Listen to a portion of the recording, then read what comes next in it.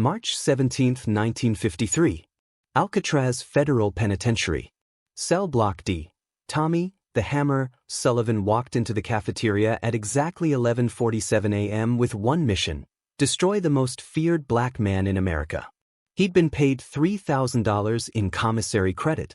He'd been given a sharpened spoon hidden in his boot. He'd been promised leadership of the entire Aryan Brotherhood on the West Coast. All he had to do was make Bumpy Johnson bleed, cry, or beg in front of 300 witnesses. Tommy walked straight to table 7. He stood over Bumpy Johnson, the 42-year-old kingpin who once made 5 Italian crime families negotiate peace in Harlem. Tommy spit directly into Bumpy's mashed potatoes. Then he called him a word so vile that even hardened murderers looked away in shock. 300 inmates froze. Forks stopped halfway to mouths. Guards gripped their batons so hard their knuckles turned white. The temperature in that cafeteria dropped 10 degrees in 3 seconds. Everyone waited for the explosion. Everyone waited for blood. But Bumpy Johnson did something nobody expected. He smiled. Not an angry smile.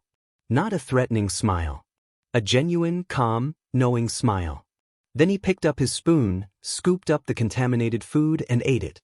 What happened in the next 72 hours didn't just change Alcatraz. It created a rule that corrections officers still teach to this very day in every maximum security prison in America. The cafeteria went dead silent. You could hear breathing. Tommy Sullivan stood there, 6'4", 240 pounds, wrapped in white supremacist tattoos. Swastika on his neck. ID on his knuckles. He'd killed 2 men before Alcatraz. He'd been waiting 3 months for this moment. 3 months watching Bumpy's routine. The Aryan Brotherhood had given him clear orders: break Bumpy Johnson publicly. Bumpy sat at table 7, the same table he sat at every single day for 2 years straight. Not 2 years minus a few days. 2 years exactly. Same seat. Same position. Back against the wall. Eyes on the entrance. This wasn't random. Nothing Bumpy Johnson did was random. He looked down at his tray. Mashed potatoes that looked like paste. Mystery meat that could have been anything from horse to rat. Bread so hard it could be used as a weapon. Green beans that had given up on life hours ago. And now Tommy's spit glistening on top like poison. The entire meal was ruined. Contaminated. Disrespected. The 42-year-old kingpin from Harlem, the man who controlled 40,000 people from a prison cell, the man who made Lucky Luciano wait 3 hours just to prove a point, picked up his spoon. His hand was steady. Not a single tremor. Not a hint of anger. He scooped up the contaminated potatoes. The spit mixed with the cheap prison food. And he ate it. Slowly. Deliberately. He chewed 20 times. He swallowed. Then he took another bite. The entire cafeteria gasped. 300 hardened criminals, men who'd seen everything, couldn't believe what they were witnessing. Guards moved closer, confused, concerned, completely unprepared for this response. They'd prepared for a riot. They'd prepared for violence. They'd prepared for Bumpy Johnson to explode like a grenade. They had riot shields ready. Tear gas canisters prepared. Backup called in. But they didn't prepare for this. Nobody prepared for this. Inmates couldn't process what they were seeing. This was Bumpy Johnson. The legend. The man who supposedly once made an Italian mobster eat his own finger for disrespecting Harlem. And now he was eating contaminated food without fighting back? Without even a threat? Tommy Sullivan started laughing. It started as a chuckle. Then it grew. Then it became this loud, echoing, victorious laugh that filled the entire cafeteria. His Aryan Brotherhood brothers joined in. 20 white supremacists, all laughing at once, mocking Bumpy Johnson, the man who once controlled more territory than some small countries. The man who had connections to politicians, judges, and police chiefs. The man who, even in prison, could make things happen on the outside with a single word. If you want the full truth about what Bumpy did next, hit like so this story reaches more people who need to understand real power. Tommy leaned down, his face inches from Bumpy's. His breath smelled like cheap cigarettes and hate. That's right, boy. Eat every bite. Get used to knowing your place in here. You ain't in Harlem no more. You ain't got your 40,000 people. You got nobody. You're mine now. You understand me? Mine. Bumpy kept eating. Slowly. Methodically. Deliberately. Like he was eating a 5-star meal instead of contaminated prison slop. He finished every bite on that tray. Every single contaminated bite. Then he picked up his water cup, drank it empty in one smooth motion, and placed it down with precision. His hands never shook. His expression never changed. Not even a flicker of emotion. His face was stone. Pure stone. You done? Bumpy asked, his voice calm as Sunday morning in church. Smooth. Almost pleasant. Tommy's smile grew wider. His teeth showed. Yellow, crooked, victorious. Yeah, I'm done. You're my bitch now. Tomorrow, I want your dessert. And your bread. And whatever else I tell you to give me. Hell, I might make you shine my shoes. I might make you carry my tray. You're gonna be my personal servant, boy. And every inmate in this place is gonna know it. Bumpy nodded. Just once. Okay. That's all he said. One word. He stood up slowly, picked up his tray with both hands, walked to the disposal area with perfect posture, dumped his tray, and left the cafeteria without looking back. No threats. No promises. No warnings. Just, okay, and he was gone. Tommy and his Aryan Brotherhood erupted in victory cheers. They high-fived. They laughed. They celebrated like they just won World War III. Guards shook their heads in disappointment. Some of them looked away. They couldn't watch this. Bumpy Johnson, the legend of Harlem, the myth, the ghost, had just been broken in front of everyone. The unbreakable had broken. The king had fallen. Or so everyone thought. But here's what nobody knew. What happened 3 weeks earlier explains everything. February 22, 1953. Alcatraz Library. 3 o'clock. Bumpy Johnson sat reading Sun Tzu's Art of War for the 17th time. Not reading to learn. Reading to remember. To internalize. To become. A young black inmate named Marcus approached him. Marcus was 23. First-time offender. Armed robbery. 15 years. He'd been in Alcatraz 2 months, and those 2 months had aged him 10 years. He was scared. Alone. The Aryan Brotherhood had been circling him. They'd stolen his commissary 3 times. Taken his shoes twice. Beaten him once in the showers. Mr. Johnson, Marcus whispered, voice shaking. They're planning something. I heard them talking about you. Bumpy closed his book. Slowly. Who's leading it? Tommy Sullivan. The new guy with the Nazi tattoos. He wants to make a name by going through you. Bumpy nodded. How many men? 20, maybe 25. They're organized. They have weapons everywhere. Sharpened spoons, broken glass, metal from the workshop. Most men would have started preparing for war. Building alliances. Gathering weapons. But Bumpy did nothing. For 3 weeks he maintained his exact routine. Same table. Same seat. Same time. He was setting a trap. But the trap wasn't what anyone expected. Comment respect if you believe Bumpy saw something nobody else could see. March 17th came. The day Tommy had been dreaming about. The day the Aryan Brotherhood had been preparing for. Tommy made his move in front of everyone, just like Bumpy knew he would. Because racists always need an audience. They feed on humiliation. They need witnesses. They need people to see the breaking. Otherwise, what's the point? Tommy thought he'd won. The Aryan Brotherhood thought they just conquered Alcatraz's most powerful inmate. They celebrated all day like it was Christmas. In the yard, they mocked Bumpy. They reenacted the scene, one guy playing Bumpy, eating imaginary contaminated food while the others laughed. At dinner, they took his seat at table 7 like conquering kings. They owned that table now. That night, they celebrated in their cells. They passed around contraband cigarettes. They made plans for tomorrow. They discussed who else they'd target next. Marcus was on their list. They owned the prison now. Or so they thought. But Bumpy Johnson understood something about power that Tommy Sullivan never learned. Real power isn't about the moment. It's about the aftermath. It's about what happens when the lights go out and you realize you didn't win anything. You just showed everyone exactly what kind of man you really are. That night, while Tommy and his brotherhood celebrated, Bumpy Johnson sat in his cell on the second tier. Cell 242. He sat on his bunk. He didn't read. He didn't write letters. He didn't do anything except think. Guards walked past his cell multiple times. They expected to see anger. They expected to see someone planning revenge. But all they saw was Bumpy Johnson sitting calmly, staring at the wall, completely at peace. One guard, Officer Matthews, later said it was the most unsettling thing he'd ever seen in 15 years. Because a man who just got humiliated shouldn't look peaceful. He should look destroyed. But Bumpy looked like he'd just won the lottery. But Bumpy Johnson understood something about power that Tommy Sullivan never learned in his life. Real power isn't about the moment. It's about the aftermath. March 18, 1953. 6 o'clock in the morning. Exactly 6 o'clock. Tommy Sullivan woke up in his cell on the third tier. Cell 387. He had 20 minutes before breakfast. 20 minutes before he'd walk into that cafeteria as the new king. He was still riding high. Still feeling invincible.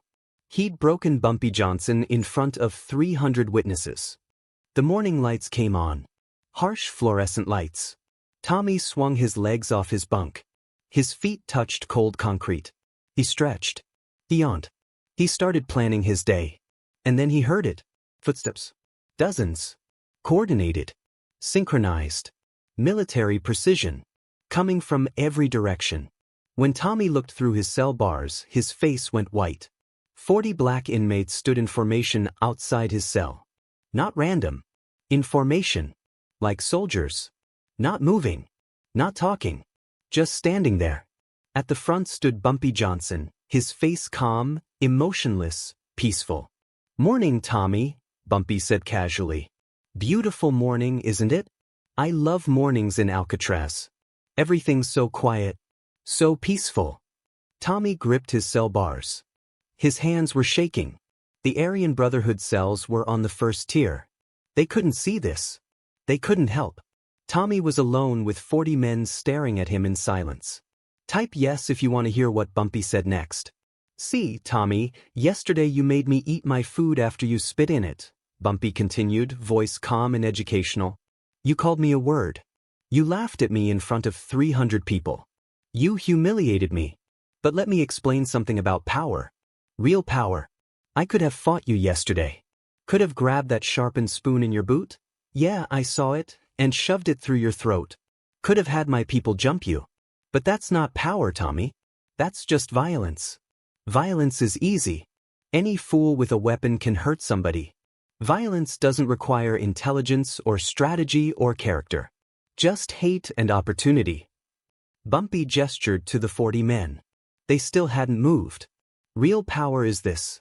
I let you humiliate me yesterday. Let you spit in my food. Let you laugh. Let you celebrate. Let you think you won. And now, this morning, you wake up to realize something that's going to haunt you." Bumpy pointed to the 40 men standing behind him. "Every single one of these men saw what you did yesterday. Every single one of them watched you disrespect me.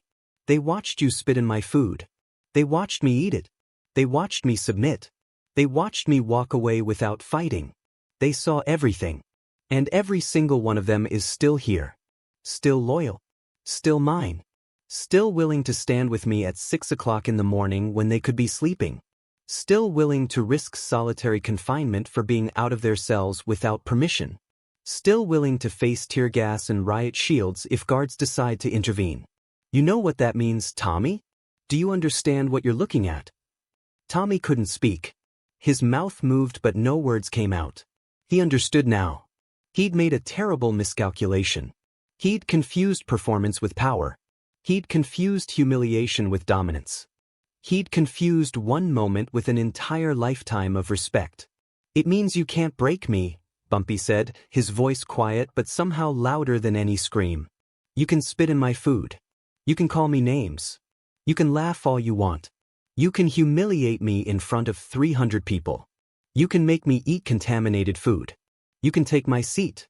You can celebrate like you won a war. But you cannot break the respect these men have for me.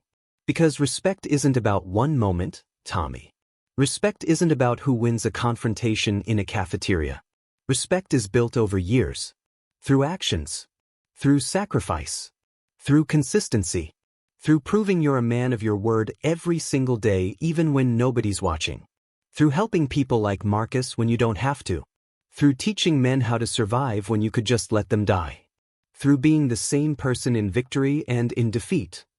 The guards were watching now from the guard station. They didn't intervene. They knew something important was happening. Something that couldn't be stopped with batons or tear gas. Something that would keep peace in Alcatraz for years to come. Something that needed to happen. "Here's what happens now," Bumpy said, his voice returning to that casual morning tone. "You're going to go to breakfast in 14 minutes. You're going to sit at your table. You're going to eat your food. And you're going to leave me alone. Not because you're scared of me. Not because I threatened you. Not because these 40 men are standing here. But because you finally understand something that most men never learn in their entire lives." Bumpy leaned close to the bars. So close Tommy could feel his breath. "You can humiliate a man's body. You can spit on him. You can make him eat garbage. You can take his seat. You can mock him. You can laugh at him. But you cannot humiliate a man's spirit unless he lets you. And I will never let you. I will never give you that power. Yesterday, you thought you broke me. But all you did was show 300 people exactly what kind of man you are. A man who needs an audience. A man who needs witnesses. A man who's so insecure that he needs to publicly humiliate someone just to feel powerful for 5 minutes. I don't need any of that. These 40 men didn't come here because I asked them to. They came because they wanted to. That's the difference between you and me, Tommy. You try to take respect. I earn it." Share this video so communities understand what real strength looks like. The formation of 40 men turned around in perfect unison and walked away in complete silence. The sound of their synchronized footsteps echoed through the cell block like drums. Like a heartbeat. Like a message being sent to every inmate in Alcatraz. Bumpy Johnson was the last to leave. He stopped at the end of the corridor, looked back at Tommy one more time. "Oh, and Tommy? You can keep my seat at table 7. I'll sit somewhere else. Not because you took it from me, but because I'm giving it to you. Learn the difference." Then he walked away, leaving Tommy alone in his cell, surrounded by silence that felt heavier than any threat. Breakfast that morning was different. The energy in the cafeteria had shifted. Tommy Sullivan sat at table 7, but he sat alone for 3 minutes. His Aryan Brotherhood brothers eventually joined him, but yesterday's victory was gone. They'd heard what happened. Word travels fast in prison. They'd heard about the 40 men. They'd heard about Bumpy's words. They knew the power dynamic had shifted permanently. Bumpy Johnson sat at table 12. Within 5 minutes, his table was full. Black inmates. Hispanic inmates. 2 white inmates who understood real power. The cafeteria had reorganized itself in one morning. Not through violence.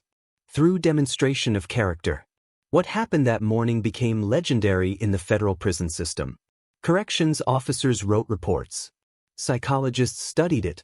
Eventually, it became an unofficial rule in maximum security prisons. Humiliation without consequences isn't power. It's just theater. Real power survives humiliation. By April 1953, Tommy Sullivan requested a transfer. He couldn't handle being in the same prison as Bumpy Johnson. Not because Bumpy hurt him, but because every day, Tommy had to see what real leadership looked like. He had to watch Bumpy surrounded by people who chose to be there. He had to watch guards treat Bumpy with respect they gave no one else. Every day reminded Tommy that violence and hate are cheap.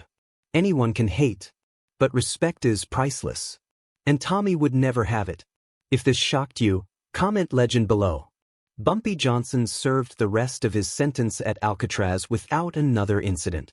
The Aryan Brotherhood left him alone. Not because they feared his fists, but because they feared his mind. They'd learned the hard way that you can't defeat a man who refuses to be humiliated.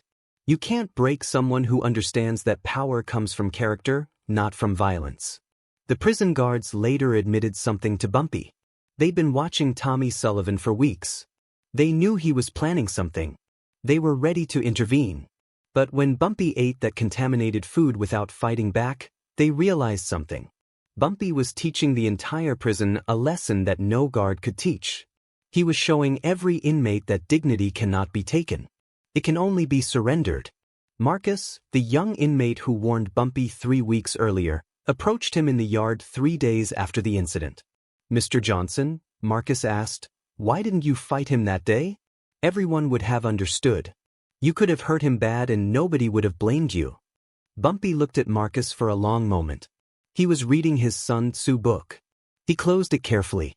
"Marcus, if I had fought Tommy that day, what would have happened?" Marcus thought about it. "You probably would have won." "And then what?" Bumpy asked. "Then he probably would have tried to get revenge. It would have become a war." "Exactly," Bumpy said. "A war that would have lasted months. People would have gotten hurt. And for what? To prove I'm tough? Everyone already knows I'm tough. I don't need to prove it anymore. Tommy's problem isn't his fists. It's his mind. He thinks power comes from humiliation. And no amount of fighting would change that. But letting him humiliate me, then showing him it changed nothing? That taught him something a fight never could." Then Bumpy said 6 words that spread through Alcatraz like wildfire, "Because you can't fight broken thinking." That statement spread through Alcatraz within hours. Then to other federal prisons. Then into the streets. Because you can't fight broken thinking means you can't defeat ignorance with violence. You defeat it by being so unshakable in your character that the broken thinking exposes itself as weakness. Tommy Sullivan got his transfer approved in May 1953. He moved to Leavenworth. He served 12 more years. 14 documented fights. 900 days in solitary. He never learned what Bumpy tried to teach him. That a man who controls himself is more powerful than a man who controls others through fear. Bumpy Johnson left Alcatraz in November 1963, 10 years after the incident. He returned to Harlem on a Tuesday. No announcement. He walked down 125th Street like he'd never left. Within an hour, word spread. Bumpy's back. The people who would have died for him before? They still followed him. The respect he built? Still there, waiting. Because real respect doesn't fade. It waits for you to come home. The rule that was born that day in Alcatraz still exists today. It's not written in any manual. It's not official policy. But if you go into maximum security prisons anywhere in America, you'll hear about it. Don't mistake silence for weakness. Don't mistake patience for fear. And don't ever think you broke a man just because he didn't fight back immediately. 300 inmates watched Bumpy Johnson eat contaminated food that day in March 1953. 300 inmates saw what looked like weakness. But 40 inmates understood what they were really seeing. They were watching a masterclass in power. Real power. The kind that doesn't need violence to prove itself. The kind that lets you disrespect it once, just so you can learn what respect actually means. If you learned something today, hit that like button. Comment one thing you'll do differently after hearing this story. And subscribe because stories like this, stories about real intelligence, real character, and real power, don't get told enough. This is the history they don't teach you. The history of men who changed the rules without throwing a single punch. That's the kind of power the world needs to understand.